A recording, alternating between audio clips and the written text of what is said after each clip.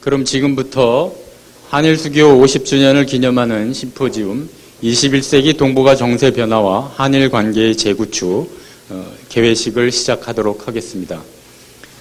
오늘 행사는 한국과 일본의 전문가들이 함께하는 회의입니다. 국제회의인 만큼 국민의례는 따로 하지 않겠습니다. 그렇지만 오늘 10월 8일은 아시다시피 17년 전 김대중 대통령께서 일본의 오부치 전 수상과 역사적인 한일 파트너십 선언을 하신 날입니다. 아시다시피 김대중 대통령께서는 한일 관계의 발전뿐만 아니라 동북아의 평화 번영을 위해서 헌신하시다가 안타깝게 먼저 가셨습니다. 그래서 이 시간에 잠시 김대중 대통령의 숭고한 뜻을 기리는 시간을 각자 자리에서 가져주시면 감사하겠습니다.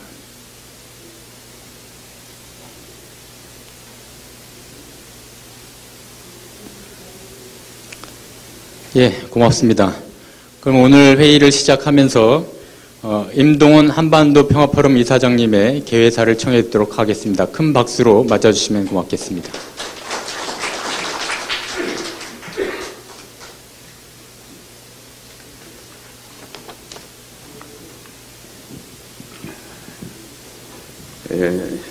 존경하는 이희호 김대중 평화센터 이사장님, 기조 강연을 해주실 전 주 일본 한국 대사이신 최상현 교수님, 일본에서 오신 오코노기 마사오 교수님을 비롯해서 오늘의 이 심포지움에서 발표와 토론을 해주실 한일 양국 전문가 여러분, 그리고 이 자리를 빛내주신 유명한 전 외교통상부 장관을 비롯한 귀빈 및 참석자 여러분, 오늘 한일 수교 50주년을 맞아 한반도 평화포럼, 한일 미래포럼, 연세대학교 김대중 도서관이 공동으로 한일 심포지움을 개최하게 된 것을 뜻깊게 생각하며 이 자리에 참석하신 여러분을 진심으로 환영하며 또 감사 인사를 드립니다. 동북아 정세가 격동하고 있고 최근 수년간 한일 관계가 파행을 거듭해온 때에 21세기 동북아 정세 변화와 한일 관계 재구축이라는 주제로 한일 양국의 권위 있는 전문가들을 모시고 의견을 나누고 지혜를 모으게 된 것은 시적절하고 또한 중요한 의미를 갖는다고 생각합니다. 오늘은 새로운 한일 파트너십 선언 17주년이 되는 날입니다. 1998년 10월 8일 일본을 국빈 방문한 김대중 대통령과 오부치 게이조 일본 수상은 21세기의 새로운 한일 파트너십 공동선언을 채택 발표했습니다. 이 공동선언은 1965년 국교 정상화와 이후 한일 관계에서 새로운 전기를 마련한 역사적 문서라고 생각합니다. 이 한일 공동선언을 통해서 일본은 처음으로 과거 식민지 지배에 대해 통절한 반성과 마음으로부터의 사죄를 공식으로 문서화했습니다. 또한 한국은 전후에 일본이 국제사회에서 수행한 훌륭한 역할을 평가했고, 또한 한일 양국은 서로 공유하는 이념을 확인했습니다. 한일 양국은 불행한 역사를 극복하고 미래지향적인 관계를 발전시키자는 취지로 과거사 인식을 포함한 11개 항의 공동선언문을 만들고 부속문서로서 5개분의 43개 항목의 행동계획도 채택했습니다. 나아가 한국 내에 일본 문화 개방도 약속했습니다. 하지만 안타깝게도 최근 수년간 공동선언의 정신은 실종됐고 한일 관계는 바람직하지 않은 방향으로 흘러갔습니다. 한일 관계를 다시 살펴보고 한국과 일본이 동북아의 평화를 발전적으로 이끌어갈 방법을 모색해보자는 것이 오늘 이 한일 심포지움을 마련한 목적입니다. 오늘날 동북아는 격동의 시기를 맞고 있습니다. 지난 30여 년간 고도 경제 성장을 해온 중국이 미국과 함께 양대 경제 대국으로 부상했으며 경제력 강화는 군사력의 증강을 수반하게 될 것이고 국제적 영향력도 확대될 것입니다. 한편 유일 초대 강국으로 일방적으로 국제 질서를 이끌어온 미국은 중국의 군사적 팽창 가능성을 견제하고 패권의 재구축을 위해서 아시아로의 중심축 이동을 선언하고 아태 재균형 전략을 추진하고 있습니다. 이러한 재균형 전략의 중심에는 핵심 파트너인 일본과의 동맹 강화가 자리 잡고 있습니다. 일본 아베 수상과 집권 세력은 최근 안보 법안을 강행 처리하여 일본은 제2차 세계대전 종전 70년 만에 다시 전쟁을 할 수 있는 나라가 되었으며 또한 평화헌법 구조의 변경을 추진하고 있습니다. 평화를 사랑하는 많은 아시아인들은 일본의 이러한 움직임에 대해 평화와 안정에 위협이 될 것이라는 우려를 갖고 있습니다. 이런 상황에서 마련된 오늘의 한일 심포지움은 매우 중요한 의미를 가진다고 생각합니다. 오늘 이 회의에는 한국과 일본을 대표하는 최고의 전문가들이 모였습니다. 모쪼록 진지한 토론을 통해 한일 파트너십 선언의 취지를 되살려서 한일 관계를 새롭게 정립하고 나아가 양국이 힘을 합쳐서 동북아 평화를 도모할 방안을 찾을 수 있게 되기를 바라마지 않습니다.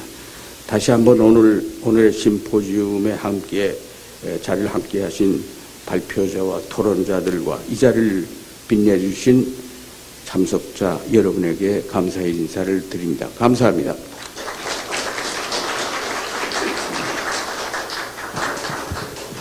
예, 고맙습니다. 오늘 이 행사는 한반도 평화포럼, 사단법인 한일미래포럼, 그리고 연세대 김대중 도서관이 공동으로 주최하고 있습니다. 다음은 추규호 한일미래포럼 대표님의 인사 말씀을 청해 듣도록 하겠습니다. 예, 큰 박수로 환영해 주시면 고맙겠습니다.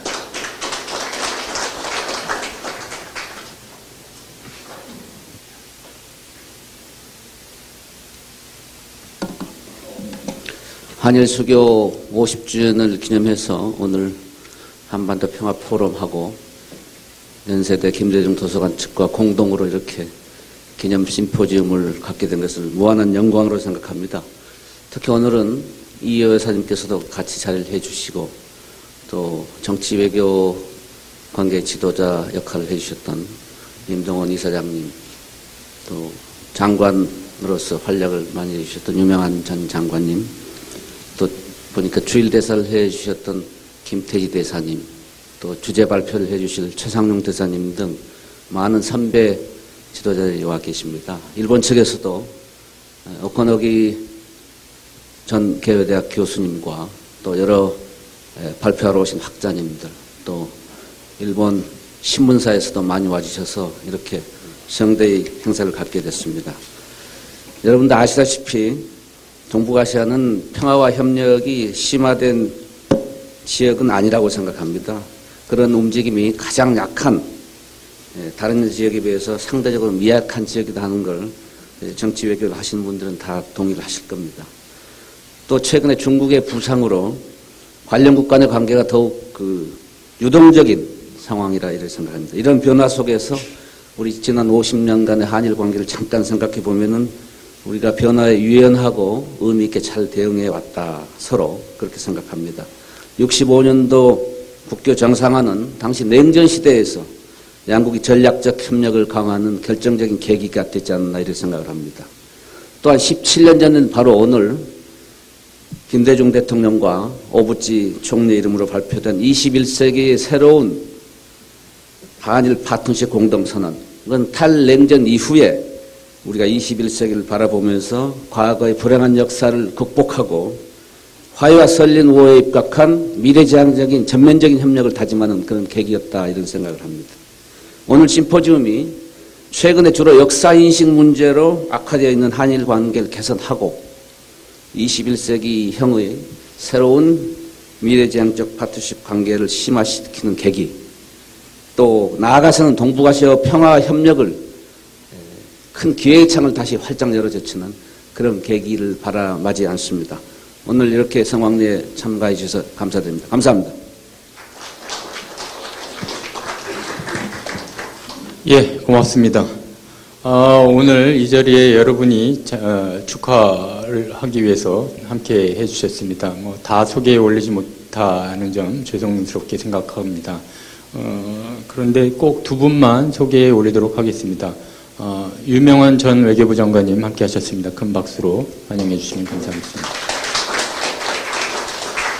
그리고 일본에서 서울 재팬클럽을 대표하는 미키 아스유미 이사장님 함께 하셨습니다. 예, 박수로 환영해 주시면 고맙겠습니다. 미키 아스유미, 저 뒤에 계십니다.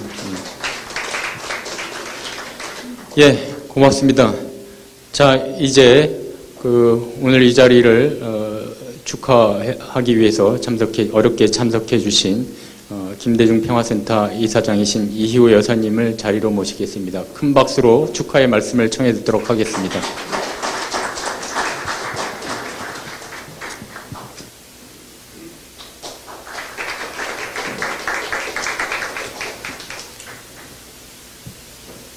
존경하는 여러분, 오늘은 17년 전에 김대중 대통령과 오부지 일본 수상이 21세기의 새로운 한일 파트너십을 공동선언을 발표한 날입니다.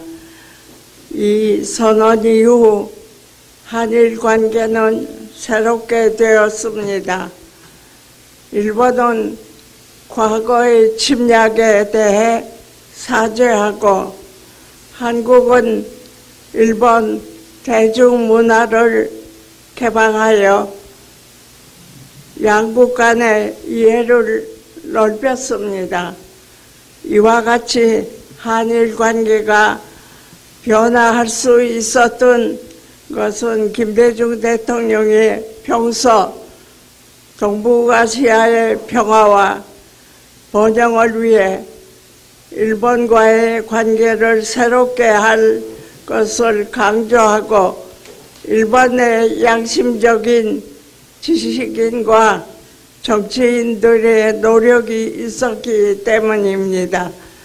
한일 관계가 우호적으로 발전하면서 반일 감정이 줄었으며 한류를 통해 한국 문화가 일본에서 대인기를 얻었습니다.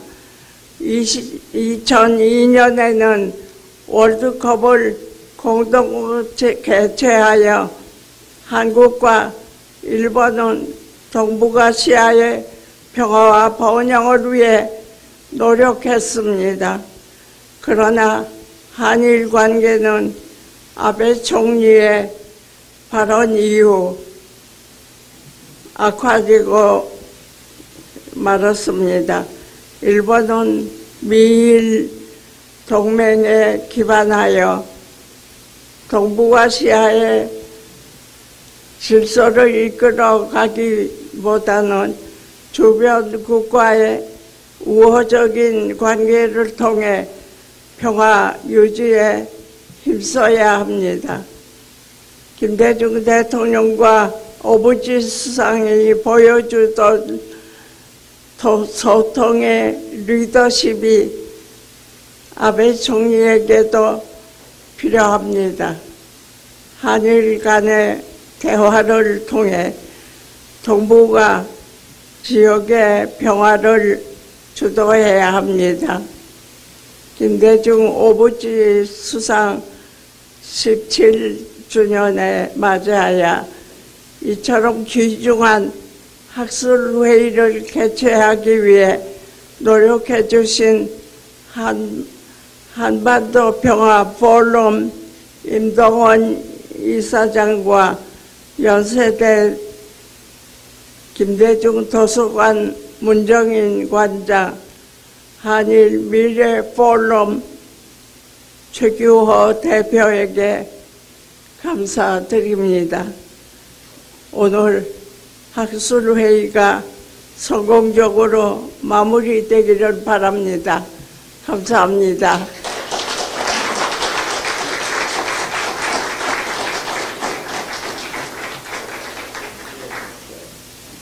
다시 한번 이희호 여사님께 큰 박수 부탁드립니다.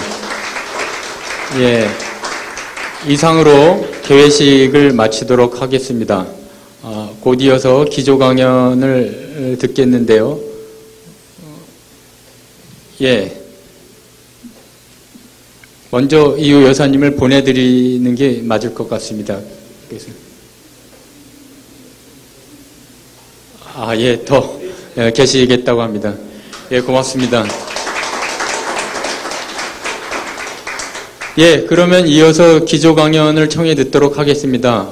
주일 대사를 지내신 최상영 고려대 명예교수님을 모셔서 한중일 협력과 한일 파트너십이라는 주제의 기조 강연을 청해 듣도록 하겠습니다. 큰 환영의 박수 부탁드리겠습니다.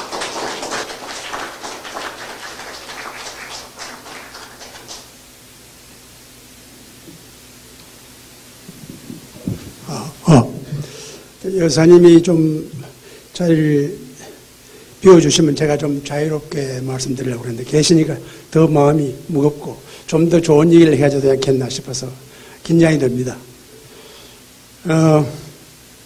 저 개인적으로는 지금 이 순간이 대단히 감격스럽습니다. 17년 전 파트너십 선언 조인 그 현장에서 우리 임동원 장관님하고 딱 같이 있었습니다. 임 장관께서는 그때는 수석 비서관이었죠. 저는 그때는 고려대학 교수였습니다.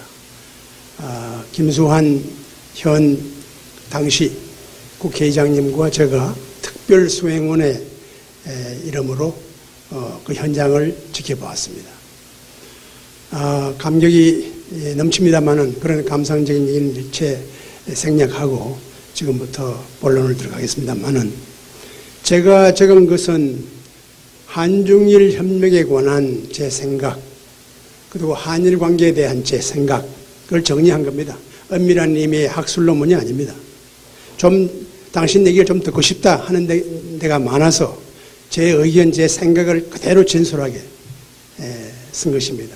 쉽게 말하면 제가 정책 결정자라면 이렇게 하겠다고 하는 대답을 물론 찬반이 얼마든지 있을 수 있지만은 나름대로 정리한 거니까 여러분이 읽어보시면 될 것이고, 이 귀중한 기회니까 조금 에피소드를 넣어서 조금 다른 비공식적인 얘기도 좀 섞어서 얘기를 자유롭게 할까 합니다. 우선 저는 지금 서양 정치 철학을 전공으로 하고 있고 주로 읽는 대상은 서양 고전과 미국의 정치 철학서가 거의 대부분입니다. 그래서 한국에서는 가끔 일본 전문가의 큰 카테고리에 들어갑니다만은 저 스스로는 일본 전문가라고 얘기해 본 적이 한 번도 없고, 굳이 말하자면 일본 이해자, 일본을 이해하려고 하는 사람 정도로 스스로 생각하고 있습니다. 저는 동아시아의 평화와 한일 관계 이 두 가지를 엮어서 쭉 보는데 익숙해 있습니다. 여러분 아시다시피 동아시아의 평화는 동북아의 평화고 동북아 평화의 핵심은 한중일 협력입니다. 제가 이런저런 이유로 최근에 일본의 많은 총리급을 비롯해서 많은 고위 지도자들도 만나 뵙고 중국에서도 시진핑 주석을 포함해서 상임위원들 들어 만나고 했습니다만은 저 개인적으로는 대한민국의 정치 학도의 한 사람으로서 한중일 협력에 대해서 단기적으로 그렇게 낙관을 못합니다. 더군다나 일중관계를 보면 정말 안타깝게 거지없습니다.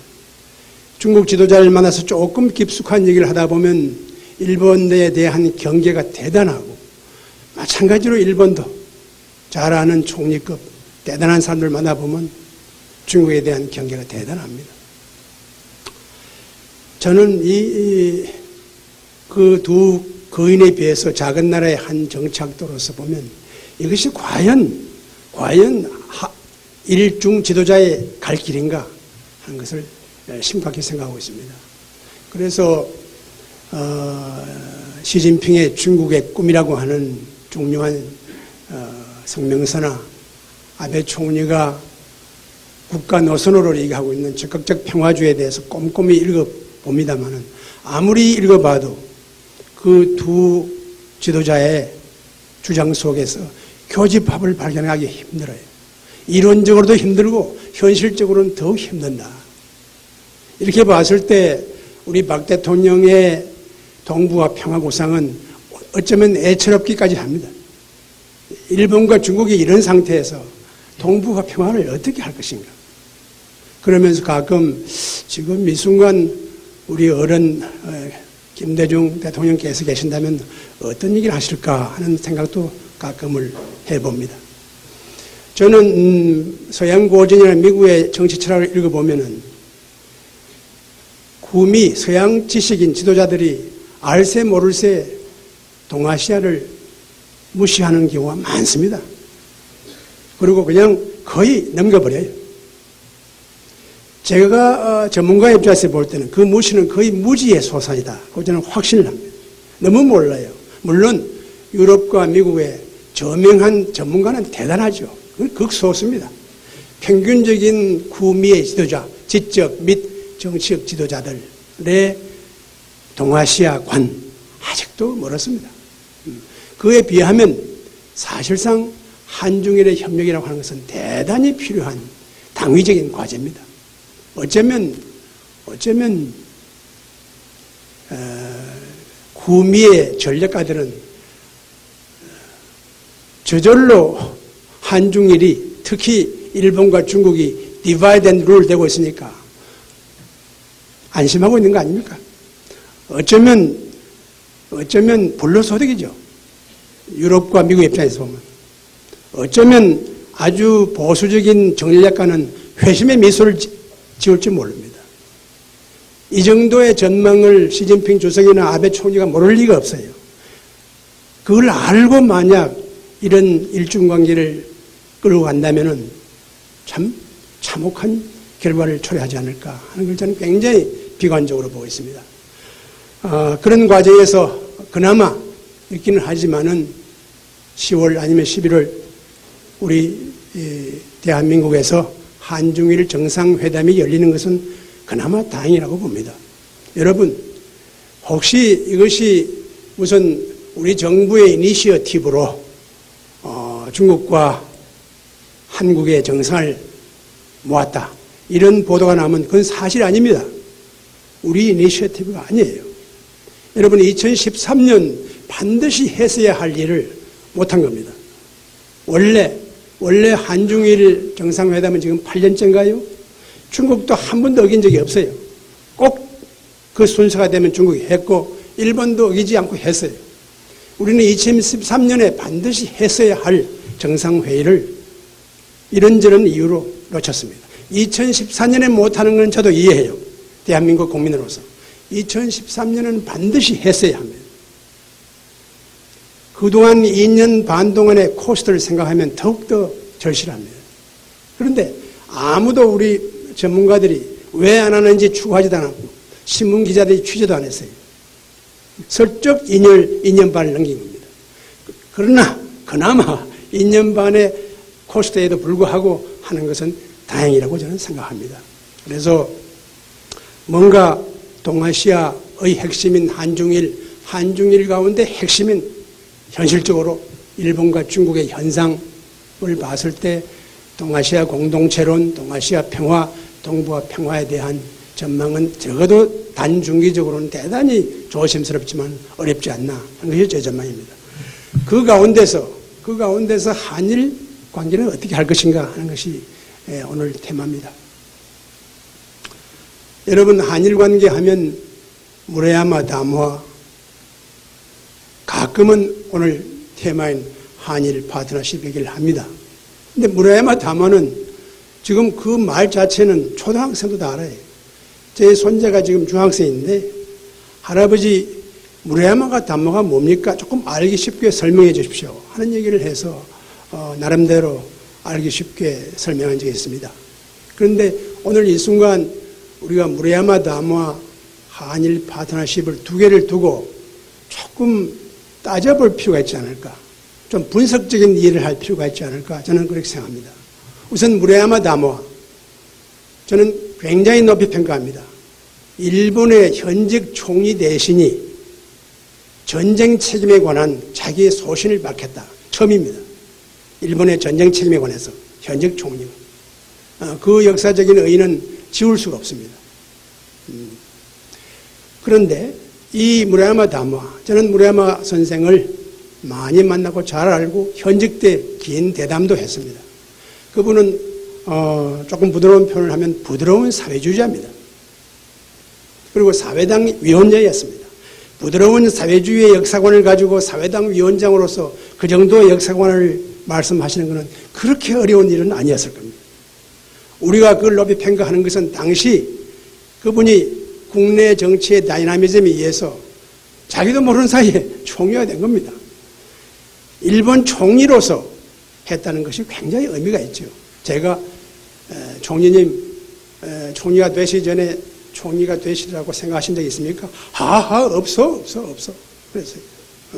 그럼 총리님의 무엇이, 어떤 점이 총리를 하여금 총리 되게 했습니까? 이렇게 물었습니다만은 무역. 정말 정직한 자기 변호 같아요. 아무도 그분이 그렇게 총리 되라고 예측 못했습니다. 가끔 여러분 권력이 의지도 중요하지만은 권력에 대한 무역도 엄청난 힘이 있다는 것을 우리 무라야마 총리가 대변해 주셨습니다. 그 다음에 세 번째, 여러분 잘 읽어보시면 거기에는 한국이 없습니다. 특별히 중국도 없고, 말하자면 전쟁 중에 또는 식민 통치 가운데서 피해를 받은 모든 피플스가 다 포함되어 있습니다. 그를 향해서 현직 일본 총리가 전쟁 책임의 일단으로서 말씀을 하신 거예요. 그래서 이런 점에서 큰 업적에도 불구하고 그것만 가지고 자꾸 얘기하기에는 한일 관계를 푸는 열쇠로서는 원론이지 강론은 아니다. 구체적으로 구속력을 가지고 우리가 이 정신을 따라달라고 하기에는 너무나 원론적이다 하는 것을 제가 말씀드리지 않을 수 없습니다. 이건 결코 마이너스 평가가 아니라 따져보면 그렇다 하는 얘기입니다. 그러면 오늘 테마인 한일 파트너십은 어떤가? 여러분, 도대체가 역사 문제를 가지고 한일 간에는 언제나 문제가 있었어요. 과거에도 있었고 지금도 있고, 아니 앞으로도 반드시 있습니다. 업앤다운이 있지만은 그것이 사라질 수 없어요. 그랬을 때 일본의 현직 총리 대신과 우리 민주국가의 대통령이 합의를 한 문서입니다. 그건 처음입니다. 여러분. 그래서 한반도 문제의 대가이신 우리 오코노미 선생께서는 제 기억이 정확한지 모르지만 그 1998년에 그 결단을 높이 평가해서 1965년이 국교 정상화라면 65년 체제라면 이거는 98년 체제에 말하자면 걸맞다 하는 표현을 대전문가 입장에서 썼고, 그것을 그대로 평가하는 후각도 많이 있습니다. 그야말로 98년 체제로서 한반도에서의 한일 관계의 모델을 설정한 것이 한일 파트너십 선언이 아닌가. 어제 우리 발표자 한 분의 논문을 읽어보니까 한일 파트너십이야말로 과거뿐만 아니라 현재, 아니 미래를 향해서 한일 파트너십의 하나의 오리지널 모델이다 하는 표현까지도 쓰고 계십니다. 자, 그러면 두 번째는 여러분, 일본은 뭐니 해도 자민당이 주류입니다. 여러분, 일본 신문을 우리가 아사히 신문을 우호적으로 신문으로서 늘 친근감을 가지고 있지만은 어떻게 보면 일본의 평균적인 보수의 흐름을 가장 폭넓게 반영하고 있는 신문은 요미우리 신문입니다. 여러분 아시다시피. 상계가 되면 조금 일본의 양식이 있는 보수층도 경고를 하는, 꺼리는 신문이지만 지금은 요미우리 정도가 아니라 상계에 가까운 아주 보수 노선을 지금 걷고 있습니다. 아무튼 그 당시 오부지 대통령은 누가 뭐래도 보수 본류의 일본 자민당 출신의 총리 대신이었습니다. 그리고 우리 김대중 대통령께서 했다. 그러면은 그게 바로 아베 총리께서 소속되어 있는 자유민주당의 선배 총리 대신입니다. 여러분, 제가 따져보자고 하는 얘기 마지막에 하나는 조금 관찰력 있는 분은 다 그런 느꼈을 겁니다. 아베 총리께서 한일 관계의 중요성을 그렇게 강조하시면서 한일 파트너십에 대한 진정한 발언이나 높은 평가를 들은 바 없습니다. 그 이유는 여기에 와 계시는 우리 일본의 한국 전문가인데 물어보십시오. 금방 답이 나올 겁니다. 제가 여기서 말하기엔 좀 그렇습니다. 그것뿐만 아닙니다. 여러분, 우리 박근혜 대통령께서 그렇게 한일 관계의 원칙도 지키면서 잘했어요. 근데 한일 파트너십의 타당성과 유효성에 대해서 진지하게 발언한 걸 한 번도 들은 바가 없습니다.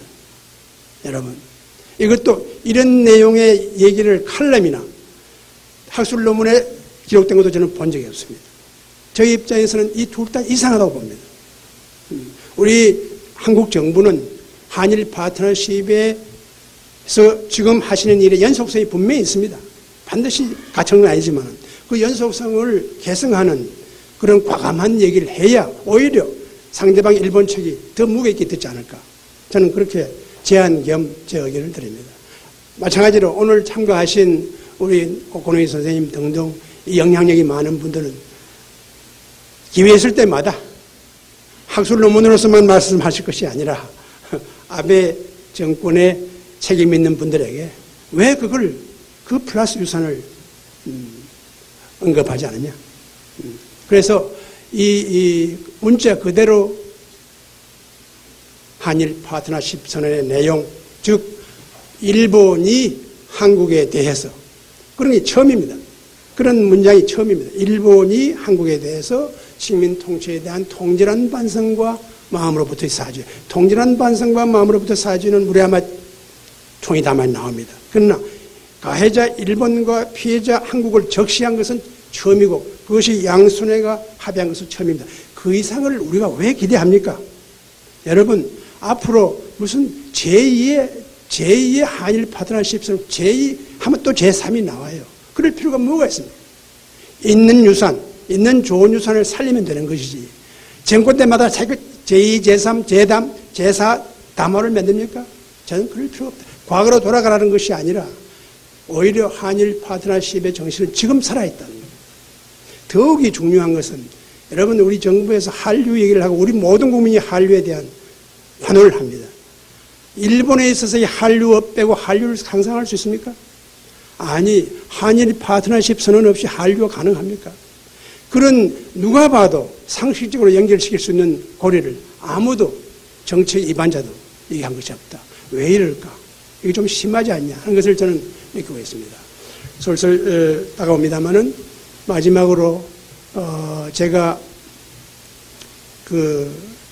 우리의 영원한 한일 관계의 현안인 독도 문제, 교과서 문제, 야스쿠니 문제에 대해서 제 솔직한 의견을 그대로 적어놨습니다. 그건 보시면 되고요. 그렇게 보는 하나의 역사관에 대한 얘기 하나만 하겠습니다. 저는 역사에 대해서는 두 가지가 대단히 중요하다고 봅니다. 하나는 역사적인 사실의 확인 문제입니다. fact finding입니다. 역사적인 사실을 확인하는 작업이에요. 확인된 중요한 역사적인 사실은 지워서 안 됩니다. 그런 저는 이 확인된 역사적인 사실을 공유하자는 얘기를 랑케의 얘기를 가끔 인용합니다. 랑케는 확인된 역사적인 사실은 하나의 신이라고 했어요. 그러면 그만큼 움직일 수 없는 사실이라는 겁니다. 근데 그것만 너무 원리주의적으로 질주하면 또 안 돼요. 문제는 확인된 사실이라도 그에 대한 해석은 다양할 수 있다는 겁니다. 저는 역사에 대한 그런 입장을 가지고 있습니다. 물론 반대하는 사람도 있을 겁니다. 더군다나 지금 한일 간의 여러 가지 쟁점은 2억 people, 1억 2,500만 일본 국민과 7천만 우리 한반도 국민이, 한반도 구성원이 박수갈채로 합의할 수 있는 답안이 없습니다. 그러면은 결과적으로 어느 정도는 타협이라고 할까, 관용이라고 할까 하는 것인데, 이런 타협과 상생과 관용의 역사관을 저는 일종의 상대화의 역사라고 봅니다. 여러분, 상대화라고 하는 것은 성숙의 표현이에요. 역사의 흐름이 시간이 지나가게 되면 상대화할 수밖에 없습니다. 그러나 시간 지나가기 전에 지도자들은 그 상대화를 선취해서 먼저 받아서 좀 상대화하는 그런 관용과 역량이 필요하지 않을까. 그래서 해석에 있어서의 약간의 차이는 어느 정도 관용을 보여야 한다 하는 그 역사관에서 독도 문제, 야스쿠니 문제, 교과서 문제에 대해서 제 얘기를 했습니다. 아무튼 오늘 저는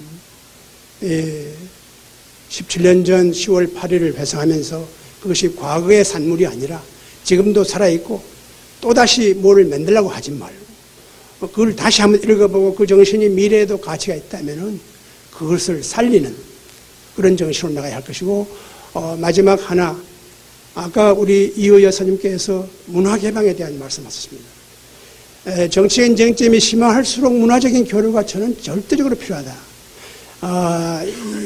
대통령께서는 문화교류에 대해서 깊은 철학을 가지고 있었어요. 저와의 만남에서 지금 이 시점에서 일본 대중문화를 갖다가 한국 시장에 개발하면 국민이 반대하겠지. 그 당시 한 80% 전후에 반대였습니다. 그래서 저는 그런 얘기를 했습니다. 저 얘기를 물었었어요. 저는 지지합니다. 반대를 해도 지지해야 합니다. 그때 제 논리가 문화교류는 과거, 현재, 미래를 잇는 뮤추얼 러닝 프로세스. 꼭 그것만은 제가 영어로 생각했어요.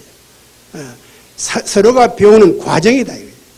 그 다음에 어느 시점에서 우열로 가지고 하게 되면 문화교류는 안 된다. 문화가 좋고 나쁜 게 있어야 흐름이 있죠. 그래서 엽시다. 선거가 언제지? 말씀하시죠. 역시 큰 정치가도 선거는 무서워하시는 것 같아요. 그래서 그런 엄청난 반론에도 불구하고 결단을 내는 분이 바로 저는 오늘 이 순간만은 고라는 말을 붙이고 싶지 않아요. 대통령 김대중 선생의 결단이었습니다. 그래서 엄청난 효과가 있었고 그것이 역사 문제와 복합체로서 형성돼서 저도 2년 대사를 했지만 앞에 1년은 비참했습니다. 정말 처참했어요. 제가 소환대에 왔지 않습니까? 교과서 문제로. 그러나 지난 후반 1년은 이런 파트너십 선언과 김대중 대통령의 결단을 위해서 굉장히 좋은 결과를 했어요. 그래서 대개 후반부 1년만 기억해서 미롤 시대라고 합니다만은 단순히 미롤만이 아니었습니다. 굉장한 비극과 희극이 교차되는 과정에서 한일 파트너십을 살렸습니다.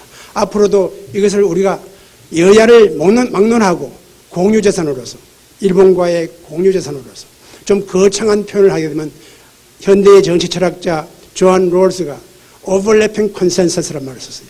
겹치는 합의, 우리 한일 관계 역사 문제를 푸는 겹치는 합의의 하나의 구체적인 예로서 한일 파트너십의 선언을 갖다가 살리자고 하는 것이 제 결론입니다. 감사합니다.